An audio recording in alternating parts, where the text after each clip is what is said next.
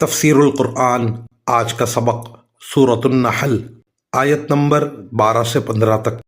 اعوذ باللہ من الشیطان الرجیم، بسم اللہ الرحمن الرحیم۔ وسخر لکم اللیل والنہار والشمس والقمر والنجوم مسخرات بأمرہ ان فی ذلک لآیات لقوم یعقلون۔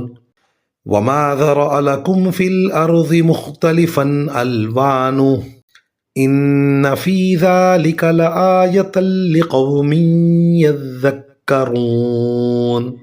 وہو الذی سخر البحر لتأکلوا منہ لحما طریا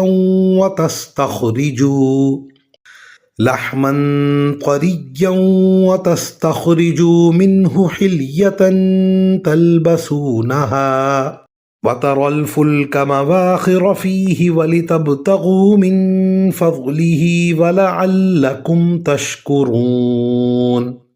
وألقى في الأرض رواسي أن تميد بكم وأنهارا وسبلا لعلكم تهتدون۔ ترجمہ۔ اور اس نے دن اور رات کو اور سورج اور چاند کو تمہاری خدمت پر لگا رکھا ہے، اور ستارے بھی اس کے حکم سے کام پر لگے ہوئے ہیں۔ یقیناً ان باتوں میں ان لوگوں کے لیے بڑی نشانیاں ہیں جو عقل سے کام لیں۔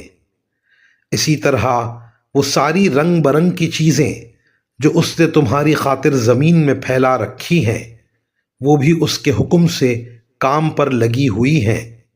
بے شک ان سب میں ان لوگوں کے لیے نشانی ہے جو سبق حاصل کریں۔ اور وہی ہے جس نے سمندر کو کام پر لگایا تاکہ تم اس سے تازہ گوشت کھاؤ، اور اس سے وہ زیورات نکالو جو تم پہنتے ہو، اور تم دیکھتے ہو کہ اس میں کشتیاں پانی کو چیرتی ہوئی چلتی ہیں تاکہ تم اللہ کا فضل تلاش کرو اور تاکہ شکر گزار بنو۔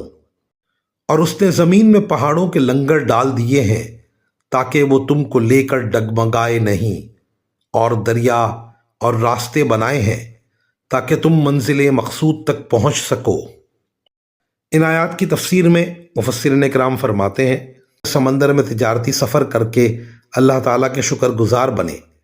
قرآن کریم نے اللہ کا فضل تلاش کرنے کی اصطلاح بہت سی آیتوں میں تجارت کے لیے استعمال فرمائی ہے۔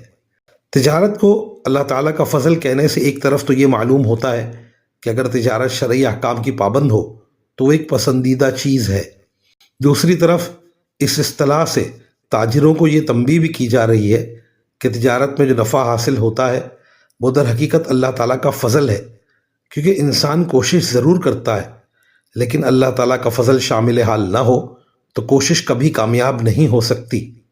لہٰذا اگر تجارت کے ذریعے مال و دولت حاصل ہو جائے تو انسان کو مغرور ہونے کے بجائے اللہ تعالیٰ کا شکر ادا کرنا چاہیے۔ جب زمین کو شروع میں سمندر پر بچھایا گیا تو وہ ڈگمگاتی تھی۔ اللہ تعالیٰ نے پہاڑوں کے ذریعے اس کو جما دیا۔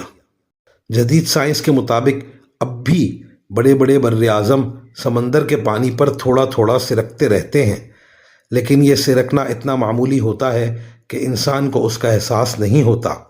وآخر دعوانا ان الحمد للہ رب العالمین۔